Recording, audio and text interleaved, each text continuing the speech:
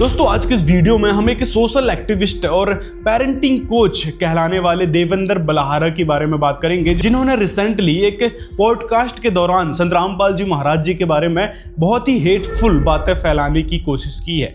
और इनको समझाना इसलिए भी ज़रूरी है, इनको जवाब देना इसलिए भी ज़रूरी है क्योंकि ये अपने आप को कैरियर काउंसलर और पेरेंटिंग कोच मानते हैं। मतलब लोगों को करियर के बारे में बताते हैं और पेरेंट्स को बच्चों को बुरी आदतों से किस प्रकार बचाना चाहिए उसके बारे में सलाह देते हैं। लेकिन जब ये खुद ब्रह्म जी रहे हैं तो दूसरों को क्या सही दिशा दिखाएंगे। इसलिए ये वीडियो इनके लिए बेहद जरूरी भी है क्योंकि बिना कोई ज्ञान और बिना कोई रिसर्च किए इन्होंने संत रामपाल जी महाराज के बारे में हेटफुल बातें कही हैं। और इनको पता होना चाहिए कि इन्होंने जिस संत के बारे में बोला है आखिर वो संत कितनी बड़ी हस्ती है।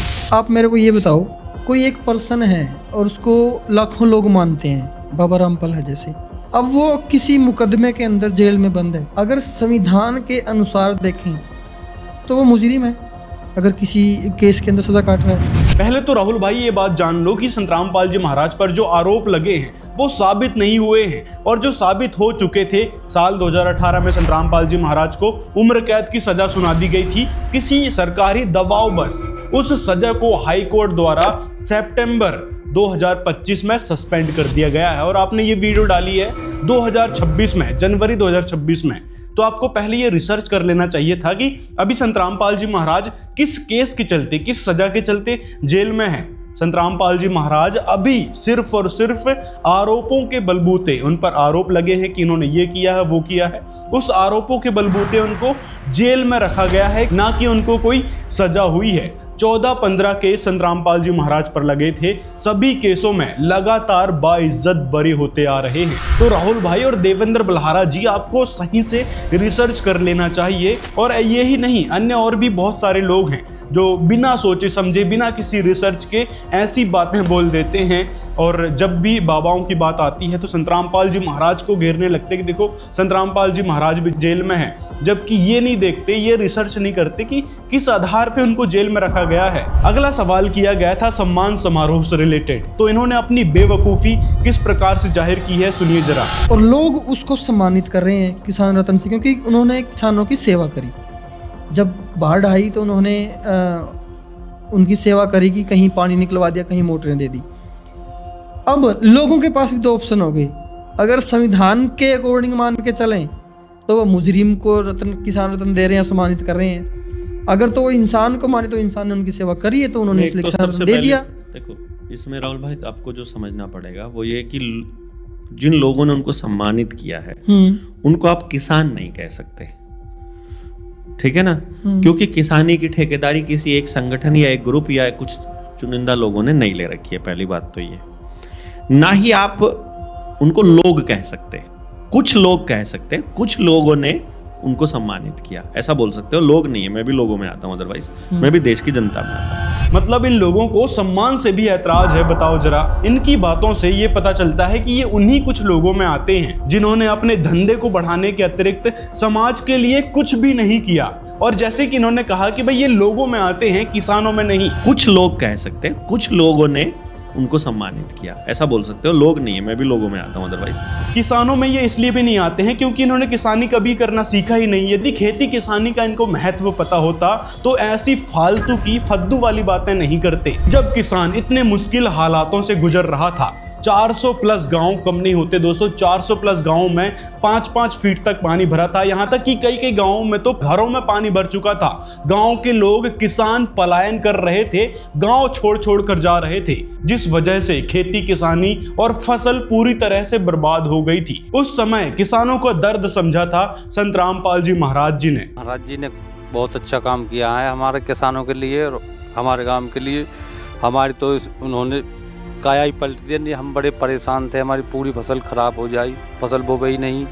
अब हमारी काफ़ी ज़मीन बुब भी चुकी है और आने वाले समय में सब निकल जाएगा पानी। तो हम बाबा की बड़ी मेहरबानी कृपा समझते हैं आज, जिसकी वजह से किसान, गरीब, मजदूर संत रामपाल जी महाराज जी का सम्मान कर रहे थे। और सम्मान तो इन जैसे लोगों को भी करना चाहिए था संत रामपाल जी महाराज का, जिन्होंने डूबते किसानों को बचा लिया। अगर किसान डूब जाता तो जो फसल जो फसल होती है वो आप हम लोगों तक ही आती है, जो अनाज होता है वो आप हम लोगों तक ही आता है किसी न किसी माध्यम से।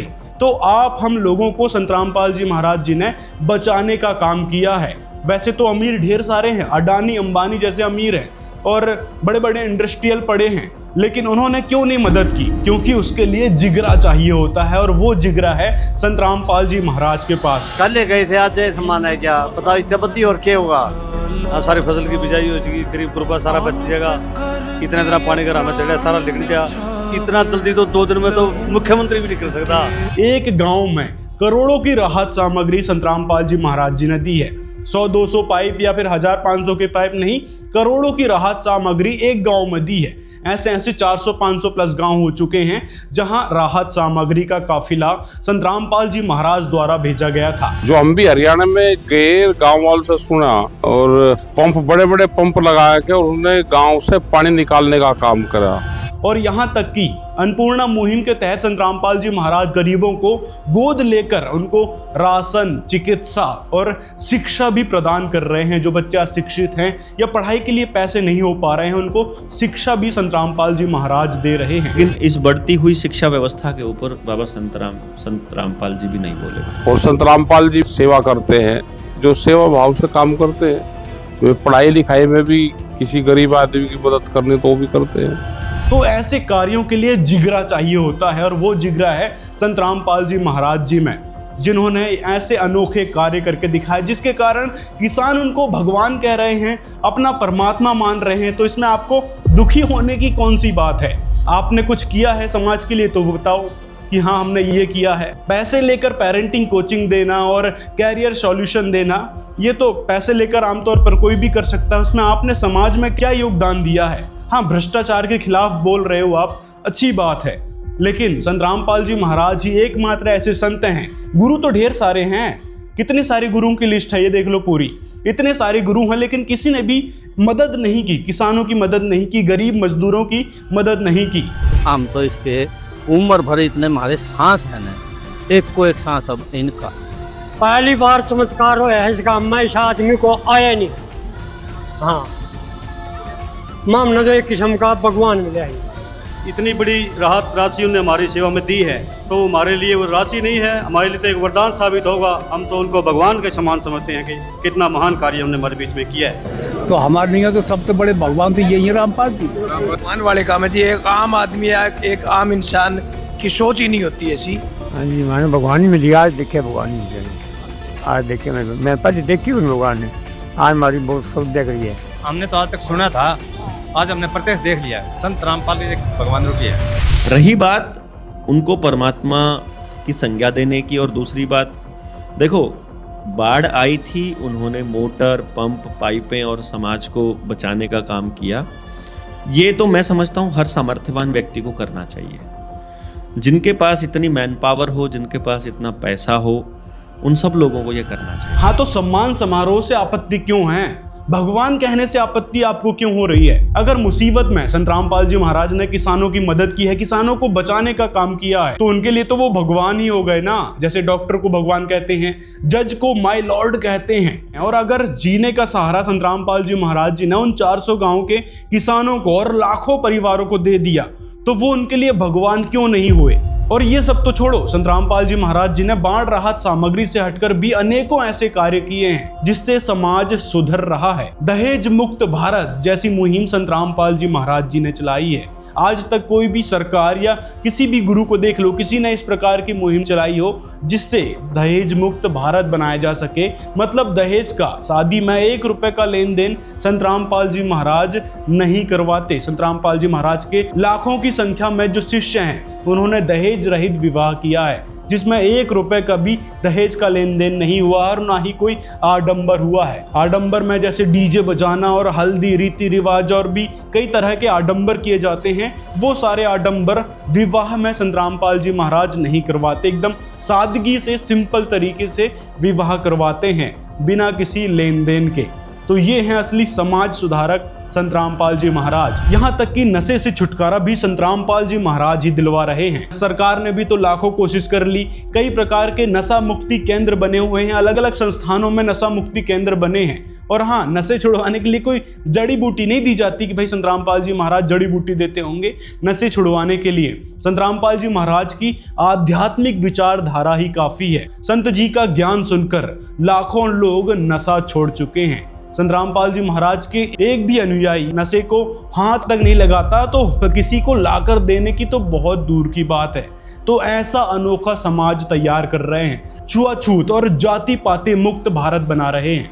आजकल आप देख लो कितना छुआछूत लगातार बढ़ते जा रहा है, जाति पाति किस कदर बढ़ चुकी है। तो ऐसी बुराइयों का खात्मा संत रामपाल जी महाराज कर रहे हैं, केवल और केवल अपने आध्यात्मिक विचारधारा से। और भी अनेक कार्य संत रामपाल जी महाराज द्वारा किए जा रहे हैं। गरीबों को राशन सामग्री दी जा रही है, शिक्षा, चिकित्सा, मकान तक 10 दिन में 15 दिन में मकान बनकर तैयार हो जाता है। और मकान के अंदर जो सामग्री उस परिवार को चाहिए होती है, जो जरूरत की सामग्री होती है, वो भी संत रामपाल जी महाराज दे रहे हैं। 10,000 से ज़्यादा घर अभी तक संत रामपाल जी महाराज बना चुके हैं और हजारों परिवारों को गोद लेकर हर महीने राशन सामग्री संत रामपाल जी महाराज की अन्नपूर्णा मुहिम के माध्यम से पहुंचाई जाती है। तो आप करके दिखा दो भला ऐसे अनोखे कार्य। लेकिन यहाँ संत रामपाल जी महाराज किसी से भी दान दक्षिणा नहीं लेते। जो उनके शिष्य हैं वो ही जो भी दान करें अपनी स्वेच्छा से उनका ही दान स्वीकार करते हैं, ना कि चंदा मांगना शुरू कर दिया गांव-गांव, गली-गली, शहर-शहर में जाकर। ऐसे घटिया काम संत रामपाल जी महाराज नहीं करते। सिर्फ और सिर्फ जो शिष्य नाम दीक्षा ले चुका होता है और जो स्वेच्छा से दान करता है उसका ही दान संत रामपाल जी महाराज लेते हैं, ना कि जबरदस्ती लेते हैं किसी से। और टैक्स तो जबरदस्ती वसूला जाता है और ये बात आपको पता है। और मुझे दिक्कत कहाँ आ जाती है, जहाँ पर व्यक्ति खुद को परमात्मा तत्वदर्शी कहने लग जाए, वहाँ प्रॉब्लम आ जाती है मुझे। दूसरे लोग कहते हैं वो बात अलग है, लेकिन आप पूरा एक मैनेज्ड एक कैंपेन चलाते हो इसके ऊपर, वहां पर दिक्कत आ जाती है। हाँ, दिक्कत तो आएगी ना। जब आध्यात्मिक मार्ग का ज्ञान ना हो तो दिक्कत आना स्वाभाविक होता है। संत रामपाल जी महाराज ने सर्व शास्त्रों को खोलकर जनता के समक्ष रखा है। यहाँ तक कि गीता के यथार्थ भेद और परमात्म तत्व का यथार्थ भेद संत रामपाल जी महाराज जी ने जनता को समझाया है, जो कि गीता ज्ञानदाता प्रभु ने गीता अध्याय 4 के श्लोक 34 में संकेत छोड़ दिया था कि उस परम तत्व की जानकारी के लिए उस तत्वदर्शी संत की शरण में जा। और उस तत्वदर्शी संत की पहचान भी गीता अध्याय 15 के श्लोक 1 से 4 में बताई है कि वह तत्वदर्शी संत कौन होगा, जो उल्टे लटके हुए संसार रूपी वृक्ष की पूरी जानकारी बता देगा कि पत्ते कौन है, डार कौन है, शाखा कौन है और जड़ कौन है, यानी मूल कौन है। वो सब जानकारी सिर्फ और सिर्फ संत रामपाल जी महाराज जी ने बताई है, ना कि किसी और गुरु ने। इतने सारे गुरु हैं, किसी ने भी शास्त्र खोल के कभी नहीं दिखाया। गीता को आपको ऐसे खोल के नहीं दिखाया कि देखो यहाँ पे ये लिखा है। केवल और केवल संत रामपाल जी महाराज जी ने सभी शास्त्रों को खोलकर जनता के समक्ष रखा है, इसलिए वो तत्वदर्शी संत हैं। तत्वदर्शी संत की पहचान गीता जी में बताई है और वह पहचान केवल और केवल संत रामपाल जी महाराज पर फिट बैठ रही है, ना कि इतने बड़े जो गुरु शंकराचार्य और मंडलेश्वर और गीता मनीषी बन बैठे हैं, इन लोगों पर ये पहचान फिट नहीं बैठ रही, क्योंकि इन्होंने कभी उल्टे लटके हुए संसार रूपी वृक्ष की जानकारी ही नहीं दी। तो इसीलिए गीता जी के अनुसार तत्वदर्शी संत कौन है, वो हैं संत रामपाल जी महाराज। इसीलिए वो अपने आप को तत्वदर्शी संत कहते हैं। यहाँ तक कि संत रामपाल जी महाराज जी के शिष्य उनको भगवान कहते हैं। जहाँ पर व्यक्ति खुद को परमात्मा तत्वदर्शी कहने लग जाए। संत रामपाल जी महाराज जी ने अपने आप को कभी परमात्मा नहीं कहा। संत रामपाल जी महाराज अपने आप को दास कहते हैं परमात्मा का। लेकिन संत जी के शिष्य समझ चुके हैं कि संत रामपाल जी महाराज आखिर कौन है और महाराज जी परमात्मा कैसे हैं। इसकी डिटेल्ड जानकारी चाहिए तो ये वीडियो आप देख सकते हैं। पूरा प्रमाण के साथ समझाया गया है कि कबीर परमात्मा ने किस प्रकार नौतम सुरती के बारे में बताया है। नौतम सुरती कब आएगी, किस प्रकार आएगी और कैसी लीला करेगी, और क्यों संत रामपाल जी महाराज वो कबीर परमात्मा की नौतम सुरती हैं। बहुत सारी जानकारी इस वीडियो में आपको मिलने वाली है, तो लिंक डिस्क्रिप्शन में है। अगर ये काम सरकार करती, यानी कि नायब सीएम हमारे नायब सिंह सैनी करते, लोगों को मोटरें बांट देते, लोगों को मतलब जो काम रामपाल ने किया है वो अगर सीएम साहब कर देते तो क्या जो वो लोग हैं वो सीएम को भी ऐसे ही किसान रत्न देकर सम्मानित करते? उनको सम्मानित क्यों करते? मतलब सीएम को सम्मानित करने की कौन सी बात आ गई? उनकी तो ड्यूटी है, क्योंकि आप टैक्स उनको पे कर रहे हो तो वो सुविधा तो आपको देंगे। वहीं संत रामपाल जी महाराज का किसानों से कोई लेना देना नहीं था, तब भी संत रामपाल जी महाराज जी ने किसानों की मदद की है। उनको मोटर पाइप, करोड़ों की राहत सामग्री कई बार दी है, एक बार नहीं 2 से 3 बार 4 बार। जब भी किसानों ने डिमांड की है, गांव वालों ने डिमांड की है, तब संत रामपाल जी महाराज जी ने निस्वार्थ भाव से उनको राहत सामग्री प्रदान की है, मोटर पाइप और सारे इंस्ट्रूमेंट प्रदान किए हैं। यहाँ तक कि उनको मार्केट जाकर कोई भी किसी भी प्रकार का सामान खरीदने की आवश्यकता नहीं पड़ी, और यहाँ तक कि गिफ्ट दे दिया कि जो सामान आपको दिया है वो गांव वालों के लिए है। तो ये था निस्वार्थ भाव, ना कि सीएम को सम्मानित करने लग जाएंगे। सीएम तो कौन सा अपनी जेब से देगा क्या? वो तो जो आपने टैक्स भरा है उन्हीं पैसों से आपको सुविधा देंगे, उनका ये कर्तव्य बनता है। लेकिन वो भी सामने नहीं आए इस मुसीबत की घड़ी में।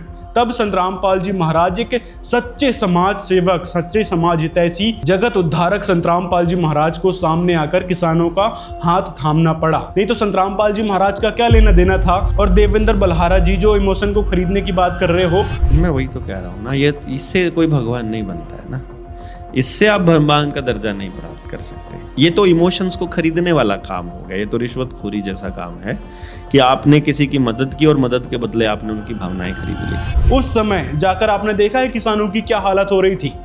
मतलब किसान रो रहा था, उसकी फसल पूरी खराब हो चुकी थी, आगे 2 से 4 साल तक वो पानी सूखने की कोई उम्मीद नहीं थी, सरकार भी पूरी तरीके से उनकी मदद नहीं कर रही थी। तब जाकर किसानों का हाथ थामा है, किसानों के आंसू पोंछने का काम संत रामपाल जी महाराज ने किया है। तब जाकर उनको किसान भगवान कह रहे हैं, और आप कह रहे हो कि उनके इमोशन को खरीदा है संत रामपाल जी ने। आप खरीद के दिखा दो, जाओ जरा उनके गाँव में दे के आओ जो भी सामग्री है, आपको भगवान कह दें तो। उस मुश्किल हालात में जो मदद करता है उसको ही लोग भगवान कहते हैं और एक महान संत का दर्जा देते हैं। तो देवेंद्र जी, आपकी सबसे बड़ी मूर्खता है और धूर्तता है जो आप ऐसी सोच रखते हो। पहले रियलिटी पता कर लेते कि भाई क्या संत रामपाल जी महाराज किसानों से जबरदस्ती सम्मान करवा रहे थे? किसान जो है संत रामपाल जी महाराज को अपनी स्वेच्छा से, अपनी खुशी से सम्मानित कर रहे थे। उनको किसान मसीहा का दर्जा दिया गया, किसान रत्न का दर्जा दिया गया, जन सेवक रत्न का दर्जा दिया गया, और भी कई तरह के सम्मान संत रामपाल जी महाराज को किसानों के द्वारा दिए गए हैं। आप किसानों की कैटेगरी में नहीं आते, आप उन कुछ लोगों की या फिर कहें जान कैटेगरी में आते हैं जिनको सम्मान से भी दिक्कत है, किसी की मदद करने से भी दिक्कत है, और फिर कहते हो कि भाई कि इमोशन को खरीद कर और अपने आप को भगवान कहलवा रहे हैं, सम्मान करवा रहे हैं। किसान, सरपंच, पंच और विधायक और भी बड़े बड़े जो लोग हैं वो संत रामपाल जी महाराज को अपनी स्वेच्छा से सम्मानित कर रहे थे, ना कि जबरदस्ती सम्मानित करवाया जा रहा था। ये तो इमोशंस को खरीदने वाला काम हो गया, ये तो रिश्वतखोरी जैसा काम है। तो लोगों का कहना है कि भाई रिश्वतखोरी से यदि सम्मान मिलता है कि पैसे देकर उनकी भावनाएं खरीदी जा सकती है, तो खरीद के दिखा दो, आप करवा के दिखा दो अपना सम्मान। सम्मान भी उसी को मिलता है जो ऐसे अनोखे कार्य करता है, मुसीबत के समय में लोगों की मदद करता है, उसको ही सरपंच और पंचायत और पूरा गांव मिलकर और कई गांव मिलकर सम्मानित करते हैं। मतलब काम की बातें तो करना नहीं आता, लोगों की मदद करना इनको नहीं आता, लेकिन माइक के सामने बैठकर फालतू बातें इनसे कितनी ही करवा लो। आप संत हो, आपका काम है और आपकी संगत का काम है सेवा करना। मतलब संत और संगत का क्या काम है सेवा करना? वो अपनी स्वेच्छा से सेवा करते हैं, ना कि उनकी ड्यूटी है या फिर लोगों ने उनको कुछ पैसे दे रखा है कि नहीं आपकी ड्यूटी है, आपने करना पड़ेगा सेवा। सरकार का काम होता है कर्तव्य, अपनी ड्यूटी पूरी करना, क्योंकि टैक्स लिया है उन्होंने। ना तो संत रामपाल जी महाराज ने लोगों से कुछ लिया है, ना चंदा लिया है, ना किसी प्रकार का चढ़ावा लिया है जो उनकी सेवा करने का जबरदस्ती काम बनता है। तो अपनी ऐसी मूर्खता कहीं और लगाओ आप। तो दोस्तों, ऐसे ऐसे ढेर सारे लोग भरे पड़े हैं हमारे समाज में जो समाज का ही खाकर, किसानों का ही खाकर और उनके ही बारे में बुराई करते रहते हैं। तो ऐसे लोगों से आपने बचना चाहिए। तो जो वीडियो में सारी बातें बताई है आपको ये समझाने के लिए बताई है कि इतने सारे संतों की भीड़ भारतवर्ष में है, लेकिन कोई भी संत असली संत और तत्वदर्शी संत नहीं है। केवल संत रामपाल जी महाराज ही एकमात्र ऐसे संत हैं जो समाज के हितैषी हैं और शास्त्रों के तत्वदृष्टा हैं। तत्वदृष्टा संत यानी तत्वदर्शी संत केवल संत रामपाल जी महाराज हैं, और ये बात आपको उनके ज्ञान सुनकर ही पता चलेगी। थोड़ा रिसर्च करो संत रामपाल जी महाराज के ज्ञान पर, उनकी किताब को पढ़ो, लिंक डिस्क्रिप्शन में मिल जाएगा। और अपनी कोई राय हो तो कमेंट में हमें ज़रूर बताएं। मिलते हैं अगले वीडियो में।